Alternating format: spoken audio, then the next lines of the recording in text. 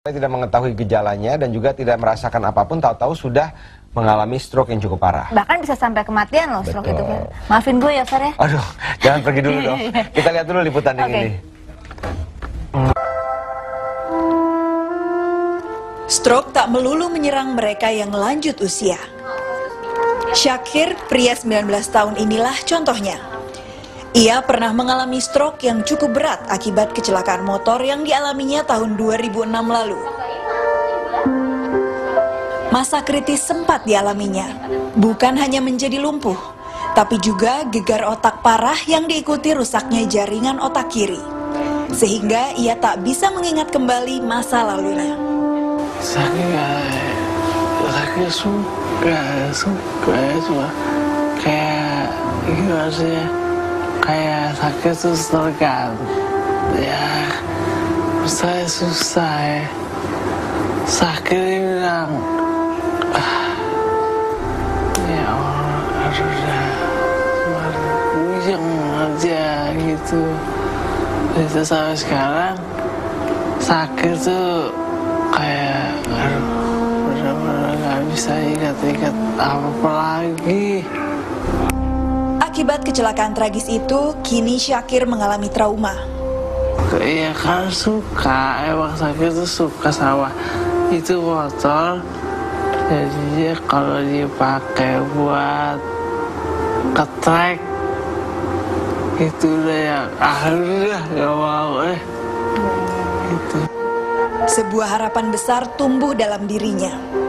Kini ia memulai hidupnya kembali seakan baru terlahir. Kayak ini sakit suka sama dia, sakitnya cuma itu doang, nggak bisa. Syakir pengen jadi seorang Syakir, Iya. nggak mau jadi orang yang lain. Aisyah, ibu Syakir yang tegar inilah yang berusaha keras untuk kesembuhan buah hatinya. Stroke yang dulu menggerogoti organ tubuh anak tercintanya itu kini perlahan sirna. Minggu itu kaki sebelah kanan udah lumpuh. Jadi setiap ditusuk sama susternya diem aja. Saya juga curiga, nih kaki anak saya kayaknya lumpuh, kok diem aja gitu. Enggak lah, nggak apa-apa katanya.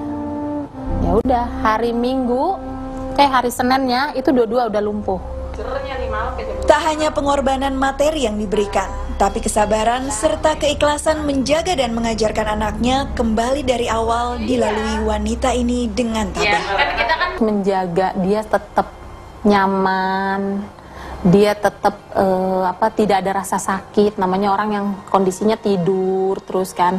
Jadi dia harus nyaman, harus yang apa keinginan dia itu kita harus tahu gitu, harus peka. Misalkan dia ada stiff gitu, berarti kenapa? Apakah pampersnya basah, ataukah punggungnya pegal? Kita harus borehin dia, harus apa? Itu dia, kita harus.